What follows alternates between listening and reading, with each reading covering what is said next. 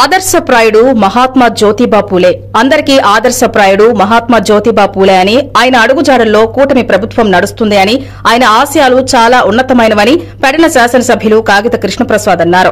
శుక్రవారం బంటుమిల్లి టౌన్లోని లక్ష్మీపురం సెంటర్లో మహాత్మా జ్యోతిబా పూలే 199వ జయంతి వేడుకలు మండల టీడీపీ అధ్యకులు కూనపురెడ్డి వీరబాబు ఆధ్వర్యంలో కూటమి నాయకులు ఘనంగా నిర్వహించారు.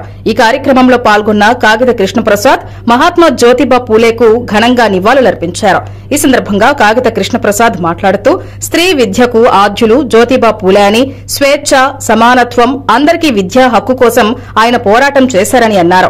ఈ కార్యక్రమంలో కూటమి నాయకులు కూనపురెడ్డి వీరబాబు, బొర్ర కాశీ, ర్యాలీ సత్యనారాయణ, ఎండీ నజీర్, బొల్ల శ్రీనివాసరావు, పాలడుగుల వెంకటేశ్వరరావు, వంకా చిన్న, నాగిని చెన్నకేశ్వరరావు, సన్నాల ప్రసాద్, భూపతి రమేష్, భాజాని, పెందుర్రు కొండ, దాసరి నానిబాబు, కందుల నాగేశ్వరరావు, షేక్ ముజబూరా రెహమాన్ తదితరులు పాల్గొన్నారు.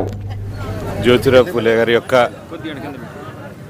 జయంతి సందర్భంగా ఆయనకు ఘనమైనటువంటి నివాళులు అర్పించుకుంటూ, మరి జ్యోతిరావు పూలే గారు ఒక సంఘ సంస్కర్త, అలాగే కుల వ్యవస్థను కూడా నిర్మూలించాలని, అదేవిధంగా మహిళల యొక్క అభ్యున్నతి కోసం కృషి చేసినటువంటి మహోన్నతమైనటువంటి వ్యక్తి జ్యోతిరావు పూలే గారు.